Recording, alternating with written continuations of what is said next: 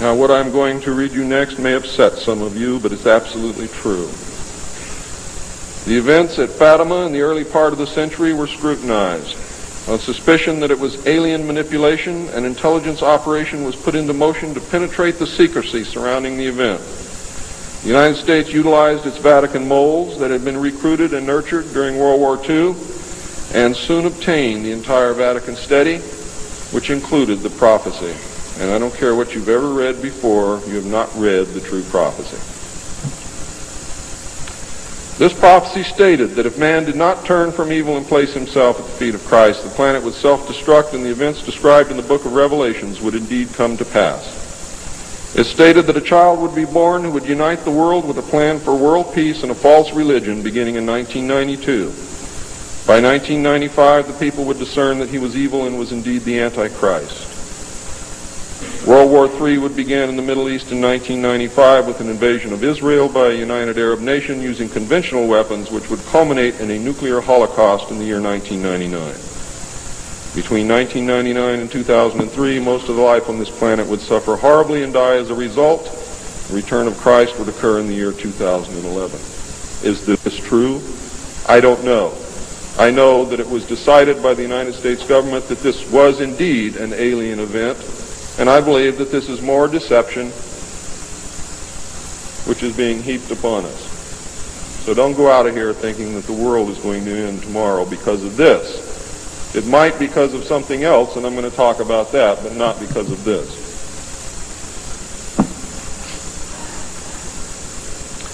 When the aliens were confronted with this finding, they confirmed that it was true. The aliens explained that they had created us through hybridization and had manipulated the human race through religion, Satanism, witchcraft, magic, the occult, secret societies, etc. They further explained that they were capable of time travel and the events would indeed come to pass. Later exploitation of alien technology by the United States and the Soviet Union utilizing time travel confirmed that indeed something bad was going to happen. The aliens showed a hologram which they claimed was the actual crucifixion of Christ, which the government filmed. We did not know whether to believe them or not. Were they using our genuine religions to manipulate us? Or were they indeed the source of our religions with which they had been manipulating us all along? Or was this the beginning scenario of the genuine end times and the return of Christ which had been predicted in the Bible? No one knew the answer, and I don't know the answer either. A symposium was held in 1957, which was attended by some of the great scientific minds then living. It was held in Huntsville, Alabama. They reached the conclusion that by or shortly after the year 2000, the planet would self-destruct due to increased population and man's exploitation of the environment without any help from God or the aliens.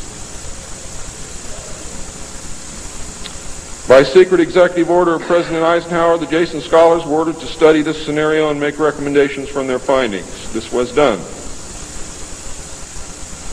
The Jason Society confirmed the finding of the scientists and made 3 recommendations called Alternatives 1, 2, and 3.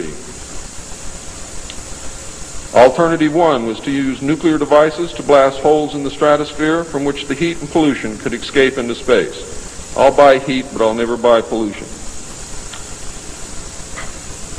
Change the human cultures from that of exploitation into cultures of environmental protection.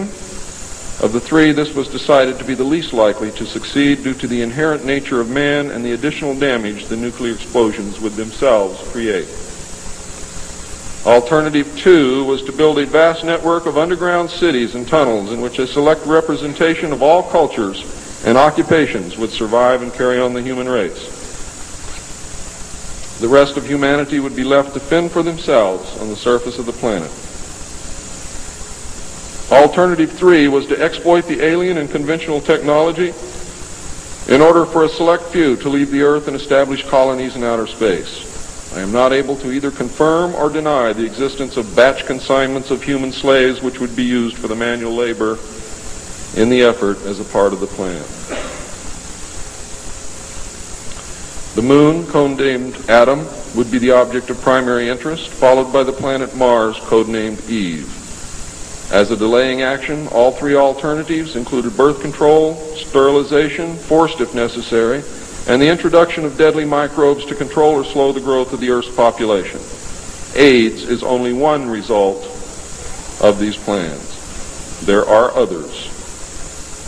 It was decided, since the population must be reduced and controlled, that it would be in the best interest of the human race to rid ourselves of the undesirable elements of our society. The joint U.S. and Soviet leadership dismissed Alternative 1, but ordered work to begin on Alternative 2 and 3 virtually at the same time. Those of you in the state of Washington who report hearing machinery underground are probably correct. In 1959, the RAND Corporation hosted a deep underground construction symposium. I have a copy of this symposium report, which I'm not supposed to have, but nevertheless I have it, approximately this thick. In the symposium report, machines are pictured and described which could bore a tunnel 45 feet in diameter at the rate of 5 feet per hour in 1959. Just think what they can do now. It also displays pictures of huge tunnels and underground vaults containing what appear to be complex facilities and possibly even cities. It appears that the previous 5 years of all-out underground construction had made very significant progress by that time. The ruling powers decided that one means of funding the alien-connected and other black projects was to corner the illegal drug market.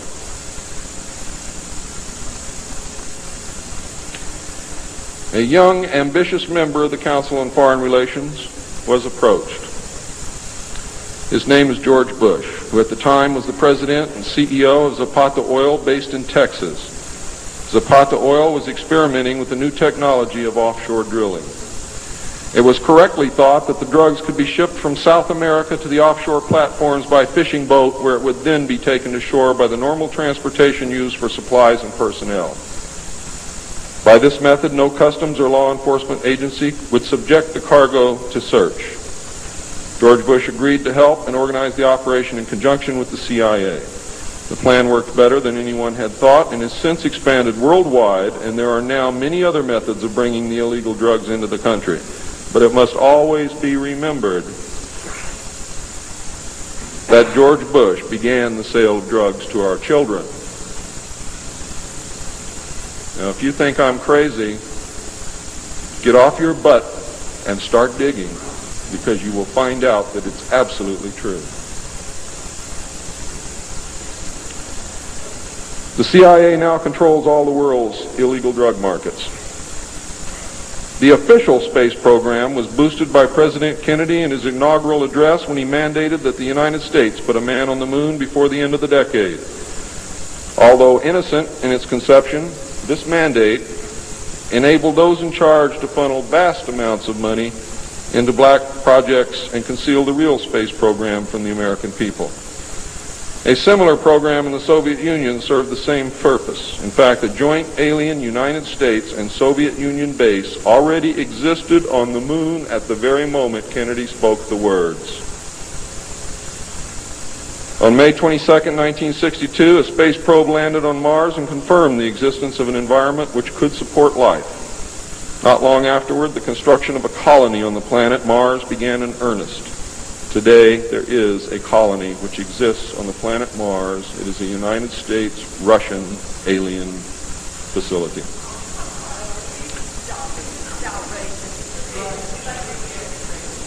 If you believe it's outrageous, stick around a few years.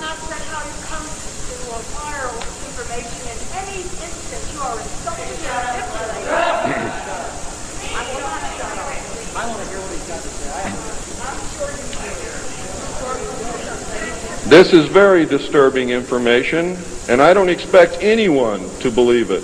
I don't expect one of you to believe what I'm telling you. And I knew that when I came here. I'm not one of you. I'm not a ufologist. I'm not a researcher. I have an obligation to inform the public, and once that's done, I've done my job. From then on, it's up to you, not me.